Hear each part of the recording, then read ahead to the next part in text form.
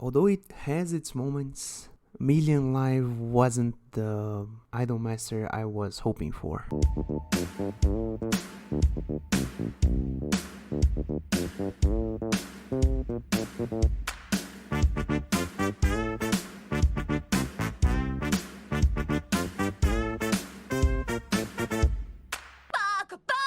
Hello everyone, welcome to the Weeb Initiative. I'm your host, the Weeb. This is the show where every other week I'll be talking about anime, manga, and everything in between. This week, I'll be talking about following our idol theme for this year, the Idol Master Million Live that came out in 2023. Before I even start, let's get to the stats. So, the Idol Master Million Live was originally a mobile phone game made by Bandai Namco Entertainment, which released for iOS, Android, and PC only on Japan, from what I can gather, in February 2013 and ended service in late 2018. But then they released Idolmaster Million Live Theater Days in 2017, and I think they are basically still going with it. From what I can research, it has not ended service as of yet, so you can say that the anime has still a place. It's not late to the party, let's say. The anime then came out in October 2023 and ended in December 24th, 2023. The anime was done by Shirogumi Incorporated. It's a fairly, I'll not say small studio because they are pretty old at this point. They were founded in 1974, but I'll get to the studio choice and the production choice a bit later. Before I can even get to that, disclaimers. So the first one is spoiler alert. I'll be talking about most of the story. Although I gloss over most of it, I think this will be a fairly short review for the most part, because if I stay too long talking about this anime, I may slender it a bit too much, and why would that be? So let's get to the story. Oh my god. So first things first, the first thing that you see when you watch Million Live is that it is made 100% in 3D CG. So basically 3D anime, much like I think the adaptation of God Eater and some other stuff that came out on Netflix some years ago. The thing is, right, 3D animation, I have to put my bias on the table already. I don't like it. I always complain when I see it because I think it deteriorates from the medium and deteriorates the animation that is a major part of being an anime. But not to say that it is a bad animation or bad in a, let's say, economical way, because I think that at this point in time 3D animation is cheaper than 2D. But to me, at the very least, when we get Idol Master anime that uses 3D animation, I think it misses the point on one of the major things that the anime in this series has to offer, that is its presentation and art style. So much so that, and I already have to mention this, the OG Cinderella Girls and the OG Idol Master, and as I talked last week about U149, they all were 2D traditional animation. U149, for instance, was a much smaller studio, and they did a huge, nice job with the whole thing, although they are small. And now comes anime basically greenlit by the actual IP holders in Bandai Namco and doesn't actually deliver on it. I will talk more about it later, but easy to say, the first thing that hits is the fact that the thumbnail is a lie and the anime is actually 3D, different from what you would expect. Now, actually talking about the story. So, Million Live starts with our main protagonist. I will not remember any of the surnames at this point. I will talk more about this in a bit. But Mirai is this one girl that has a million hobbies, a million clubs that she goes after school because she doesn't actually have something that she actually wants to do. And so she starts this whole ordeal where she tries to find something that she actually wants to actually do. She tries a lot of things but doesn't actually like so much of one thing to stick with it. She just goes around and helps everyone, that plays with everyone, and so on and so forth. And after someone gives her a ticket for a live performance of the Narugo Pro All Stars Live, she goes to the concert. I would just cut it here and just say Narugo is the 765 Productions. So coming back to the original OG Cinderella Girls, the Million Live takes place a few years. It doesn't actually mention how many years, but you can kind of guess. It's not a decade, but it's nearly there, a decade after the happenings of the original Cinderella Girls. And the one thing that makes Mirai really find something that she actually wants to do is going to a live concert of Narugo Pro or 765 Productions live concert. So she sees all the girls, all the 14 girls that we were introduced to back then in 2011 or 2005 if you played the game. So everyone's there, every one of the 14. Although, and this is a thing, some of them don't actually have any lines of dialogue whatsoever. I'm pretty hurt that Takane doesn't actually talk for 1 second, because she doesn't actually have any lines. Hibiki, for that matter, too, but many of them don't actually have lines at all. The one that actually grabs Mirai's attention is Haruka. So there's this main character connection between the two of them, and in my humble opinion, I think Mirai's design resembles a lot of Haruka's. I don't know if intentionally or not, but it kind of hits somewhat hard at first. But easy to say that after watching this live concert, she wants to be an idol, and in the middle of this, she meets who will become her let's say her first partner in this idol dream, Shizuka. And so they kind of go there, watch the show and talk about it a bit, and then they learn that there is this audition for a group of idols that the 765 Productions is trying to bring up. And now I have to give the side note to what happened to 765 according to what happens in the anime. So 765 has gotten way bigger, although they apparently didn't change offices. They actually started to have actual national importance, in the fact that they are in the middle of a national tour at the point that the anime starts and goes on for a bit. And also the fact that the first thing that we will see that the president is working on is actually building a self-owned theater for idol shows and some other stuff, but mainly idol shows. And so for this part, it is to say that we see many of the characters that we saw back then, the OG Idol Master. So for instance, Otanashi-san, the secretary / helper of the office, is now the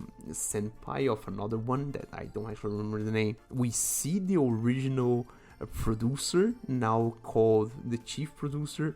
It is, I have to say, and this is a thing that I think they actually aimed at, the nostalgia rose-tinted glasses that you get if you have this connection with the original Idol Master. It actually brings up a good part of what I would say it's good about this anime.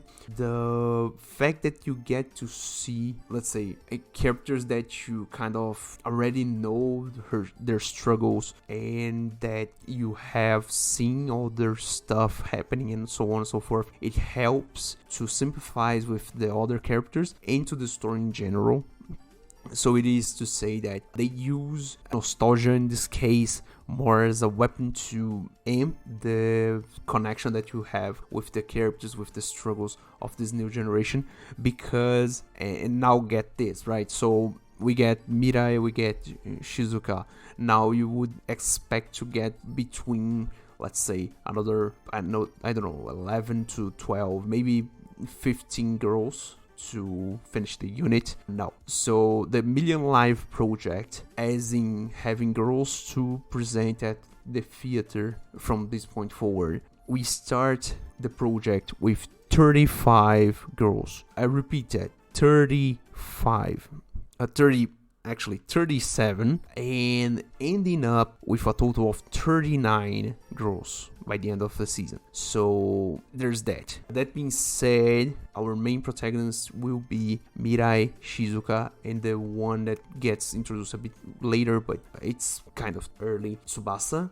Although Tsubasa doesn't actually have that character arc as much as Shizuka, for example. Mirai doesn't actually have a character arc for the most of it, but it kind of builds up because she's, let's say, a more stable version of Haruka, for instance. That is to say, already this is a spoiler, but the ending doesn't actually present itself and doesn't actually involve internal struggle, the emotional struggle like we had with the original Idolmaster and Cinderella Girls, and for that matter, not even U149. So for that reason, the ending is already a bit better. I would say a lot better in many ways, but I'll get to that when I get to my opinion, or maybe when I talk to the story a bit more. So basically, we get introduced to these three main girls. So again, Tsubasa, Mirai, and Shizuka, and then we go through the story of them kind of meeting every one of the other,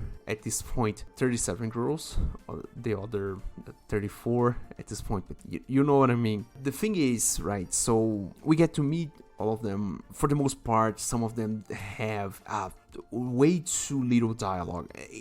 Imagine that this anime has only 12 episodes, no OVAs and nothing else. It is rushed as fuck, and for that matter, 37 characters to introduce in a story in 12 episodes. It is pretty overwhelming for anyone to expect to actually remember all the girls. I can see someone who played the game actually being infatuated with the fact that they added the 37 girls, but the 37 girls don't actually have much development at all. If any camera time or audio space is shared with them, because some of them don't actually talk outside of the first encounter. I'm pretty sure that some of them don't, after the first encounter, don't actually talk anymore. They just appear on screen. I'm pretty sure of that. I may be wrong, but still. The fact is, 37 characters is too much. And from this point forward, we see this building up of this huge unit that is separated in teams. So there's team first, second, third, and so on and so forth, until team 8th, which at this point that there is the separation of teams and the construction of the theater is going on. At the very start of the anime, the theater is not yet finished building, so the girls don't actually have much work. They have pre-debut stuff and lessons and so on and so forth.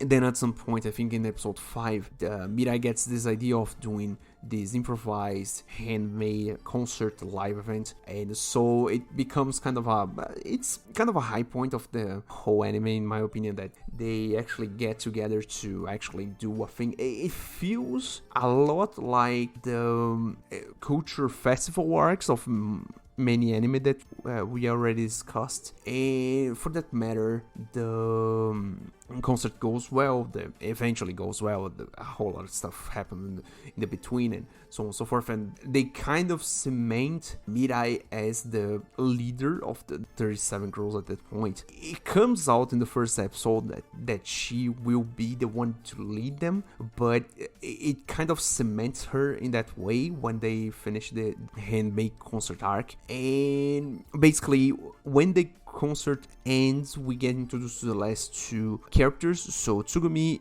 and Kaori. Tsugumi is, they don't actually have much development. It is explained more or less where they come from and what they do, but for instance, Tsugumi is actually a teenager, much like the other girls, most of the other girls. This is one of the cases, much like in Cinderella Girls, where we have multiple age brackets inside of a whole unit. So for instance, although Shizuka, Mirai, and Tsubasa are, for instance, teens. Kaori is already on her late 20s, from what I can gather. She already worked as a teacher, as SDF officer for some reason, and some other stuff. And some of the girls in other teams, they are, one of them is already past their 30s and so on and so forth. It's been a nurse for some time, and so the whole thing kind of rolls around and goes around this whole meeting the different girls and everything.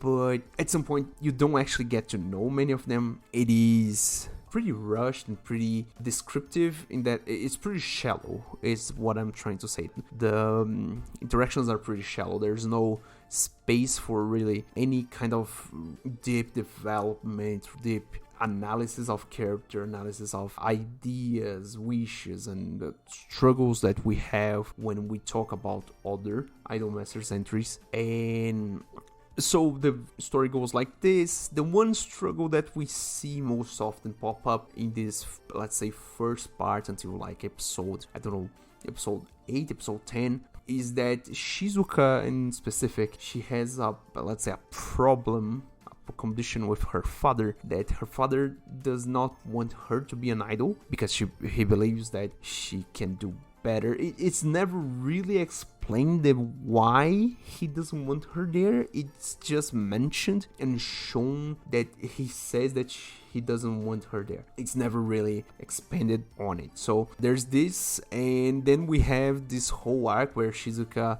basically almost overworks herself to get the approval of her father. But then we get the more senior characters. Oh my god. We get actually Chihaya to come up and actually show her that you need to focus on what you're doing, what your public, the people that actually are with you, and that eventually your father will come around, that you can actually talk to your father to actually get to be an idol full time if you want. And there's this whole connection that builds up, and this is a thing towards the end of the anime that I think if they did more would be way better, but it still would not save it by much. That at the kind of end of the anime, there's this one part where there's this connection that's made between our girls in Teen Eighth. So again, Mirai, Shizuka, Tsubasa, Kaori, and Tsugumi, and 765 Pro All Stars, so the OG girls. So for instance, Haruka and Mirai create kind of a bond in being idols, wanting to bring smiles to everyone's faces, to bring the public that happiness that comes with watching idols and being there on live shows and stuff. Shizuka has this part where she kind of bonds with Chihaya for struggles with family. It never really goes way too deep. I think it is a choice in not bringing down the mood, because Chihaya's story is pretty depressing, for lack of a better word. If you watch the original Idolmaster, you know what happened, the whole thing. It is kind of damning to actually relive that, and I think that they chose to not delve into it because this anime is not kind of aimed for the same public that original Idolmaster was, or ended up being aimed at. And then we have Tsubasa kind of wanting to create a bond with Miki, but Miki, and this is a thing, Miki's role in this whole anime, although she has too few lines to actually extract anything of it, it is easy to say that Miki stays Miki till the end, and from back then till now, she's blunt when you don't actually need her to be blunt, but it comes out as it's really hard to explain this here, but it is the same Miki. They actually wrote her lines in such a way that she keeps the same mood, the same idea of the character, and the line delivery of all the VAs as always, perfect as always. Miki specifically because she stays the same. It's awesome. 10 years later, and we still 10 plus years later, and we still doing the original characters and doing this. It's good. And then we have these kind of more group session when Kaori and Tsugumi kind of meet with Makoto, Iori, and I think Mami? I don't actually remember. No, I think it was Yuriko actually. That being said, at this point we are late into episode 10, I think. At some point, Chihaya has one special request for Shizuka, where she wants Shizuka specifically to attend a charity concert that she was going to do with some international artists. And this is the point where they actually go through Shizuka's struggle with her father, and kind of there's this whole touching moment where her father kind of gets the clue that maybe she actually wants to be an idol, and that's okay, maybe if she doesn't actually fail her grades and whatever. It's kind of touching. I have a weak heart for this kind of stuff. The scene is pretty, although it's 3D and all, the 3D is actually well made. It kind of, you can vibe with it, and I unfortunately vibe too much with it, so I tend to give it a pass, although objectively it's not that well done. It is really hard to me to say, but although this anime has a whole lot of low points, at the end of the day I don't actually feel like it was bad. It was just, I don't know, underwhelming in that sense. It's not like abject failure. It's more like, yeah, it's kind of mediocre, but you can actually get some entertainment out of it. That's the main thing. I'm already going through my opinion in the middle of the story, but whatever. So episode 11 and episode 12 is the end of the season, when we have and oh my god, why did they do that? I don't understand. But so the theater is finally open. There's this first big event with all the 39 girls, and now we get to the meat and potatoes. The thing is, all the groups present. There are some group presentations, some solo presentations, and the whole show is a big throw music around a bit. So they present a whole lot of music from the game, from what I gather, and for the most part, it is okay. It is pretty nice. They throw a whole lot of music, but obviously it's just intros or edits for the size that they need. I think none of the songs presented there are actually played in full, not even the last one. And for the most part, the things go well until there's this one small flag in the end of the 11th episode where, something's wrong with the electrical grid, and then we go through half of the 12th episode, the last episode, wondering, when is it going to fail, because the flag keeps on showing, and we're just, come on, man, just do it already. We know that nothing's going to happen anyways, because at this point, come on, 12 episode, it's like middle of the whole thing. What are you going to develop at this point? And so something happens, the power goes down one part, and they have like this kind of, it's kind of a stretch. I kind of get it, kind of don't. But there's this one part when the whole thing like shuts down, and then the public, the audience, actually starts clapping to call up the idols. So it's like the thing where you need to keep the ball rolling because you have momentum and the hype needs to go on and so forth. And for the most part, it's kind of cute, but again, not anything impressive. That being said, the one song that comes after this, it's Tsugumi's solo. Quick side note, I may be saying her name wrong. I don't know when I started saying her name wrong. I don't know if it's Tsugumi or Tsumugi. I know that both exist. I don't actually remember which one it is. But anyways, so she comes out, does solo song. It is kind of a pretty good song, all things considered. It's the one song that actually I was, this kind of slaps. And for the most part, right, so the whole thing kind of works out at the end. They have this whole presentation, and the anime ends with the stars are shining and the show goes on, where basically that's it. That's the whole show, the whole anime. And now for my opinion. So what did I think about it? So oh my god, I have to slender it a little bit. Hold out with me. So first off, as I already said, 37 girls, 239 girls by the end. Way too many girls. There's no way you can develop anything with that. I think, for instance, like, I don't know, most series nowadays have somewhere between 20 to, I don't know, 30 characters each, and they take seasons to develop them. 12 episodes, you can't do that. I'm sorry, you just can't. So basically, most of the girls, I don't actually remember the name or the voice or whatever. I don't actually remember. I think most of the people watching this probably won't either. The whole thing about the three main characters, Mirai, Shizuka, and Tsubasa, it is pretty okay.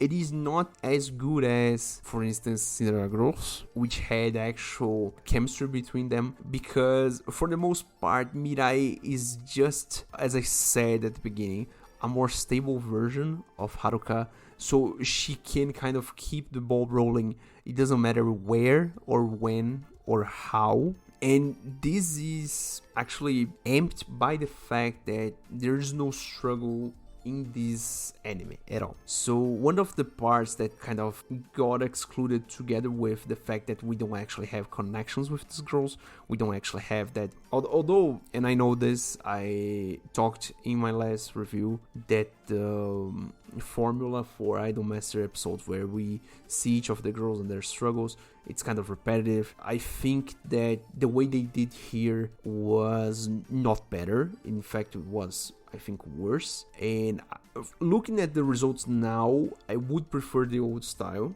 I would prefer a more tight story with less characters, more memorable moments, more memorable set pieces for the characters, for each of their personalities. And for that matter, we don't actually have struggles of any of the girls. Some of the girls we kind of have, but it never really shows anything. It never really becomes actually a struggle. It feels way too bland for the most part, and this is a thing that happens a lot with this anime in specific, that many of the things feel bland when compared to the other ones that we have. And for the most part, right, the anime is kind of different in that matter, that they have so many characters and such stuff, but it compounds a whole list of things that don't feel right in my book.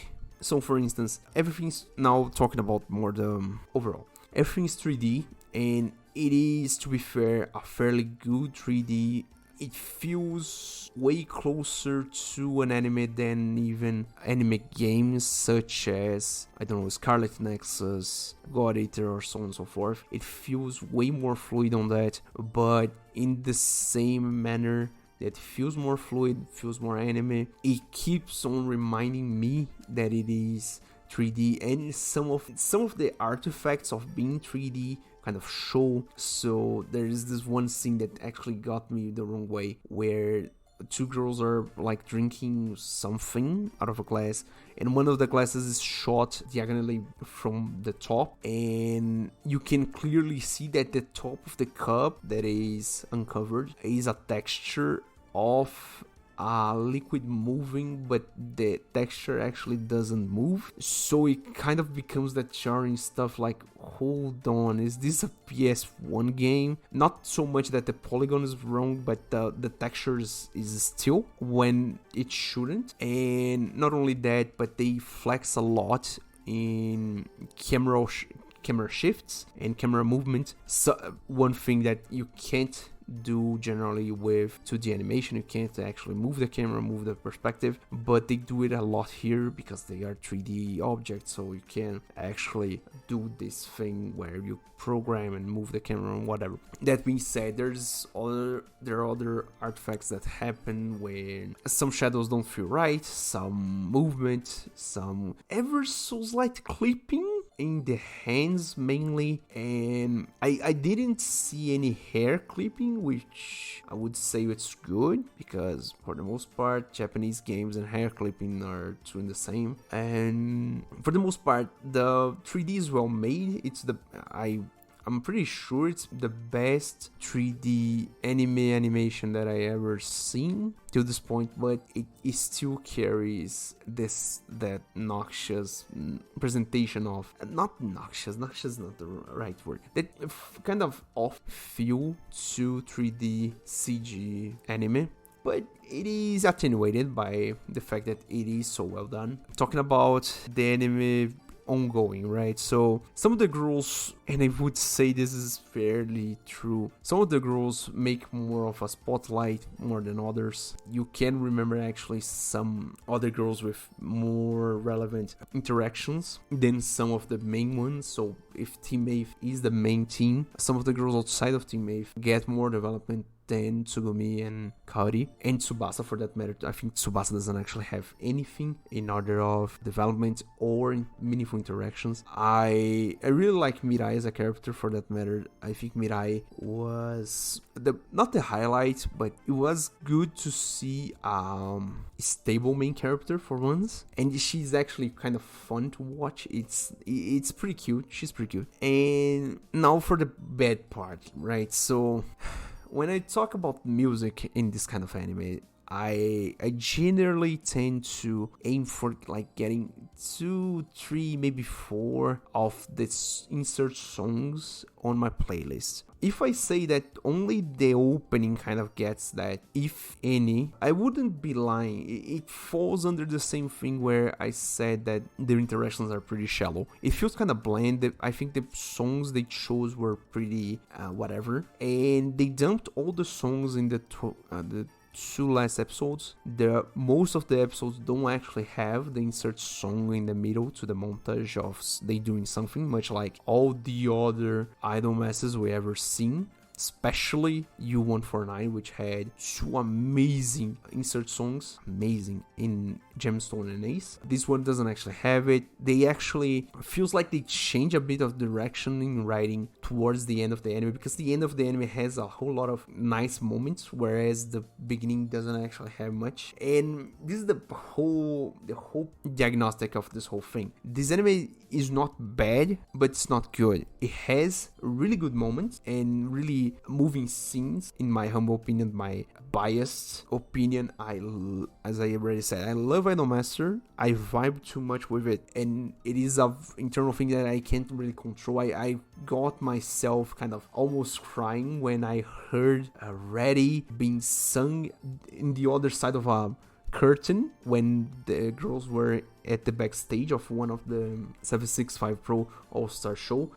And that part, I really thought to myself, yeah, I'm not good with this. I will stumble in my review and whatever. But that is to the fact that I love this series too much, but I can see objectively that this is not a good anime of that series. It does. If this was the first Idolmaster I ever saw, I don't think I would vibe so much with it in principle. As I said, it's pretty shallow. It is underwhelming. That's the thing. Now talking about the good things. So the opening kind of slaps. Rat-a-tat is a really cute and really nice hype song. As I said, the Tsugumi, I will have to look up the name of the song, but Tsugumi's solo in the last episode is pretty good too. Outside of that, I don't know, man. This anime, I kind of like it, but it kind of stretches the friendship a bit too much. It forces the issue, you know. It kind of questions whether I really like this or not. But at the end of the day, I kind of do. It is hard to say, but the anime is not bad. As I keep repeating myself, the anime is not bad. It has its moments, but oh god damn it, man, like 70% of it, it's pretty bad. It's mostly filler, but there's entertainment to be had either way. Outside of that, a bit of housekeeping before I wrap this up. Next episode will be the last Idolmaster anime for a while, because I don't only have one more Idolmaster series 2 review at this point, and the next Idolmaster that will come out is predicted to come out in spring 2024, so I will probably review it by July when it finishes airing. Probably. No promises though. And then after next episode, I think we probably will do some Love Live, because Love Live apparently has a lot of seasons that I need to watch. And that's about it. So if you like my random rants, if you like the show, thank you for listening. If you're on YouTube, thank you for watching. So please like, please share, please subscribe, depending on the platform you're in. And I hope you stick around for next time. Bye.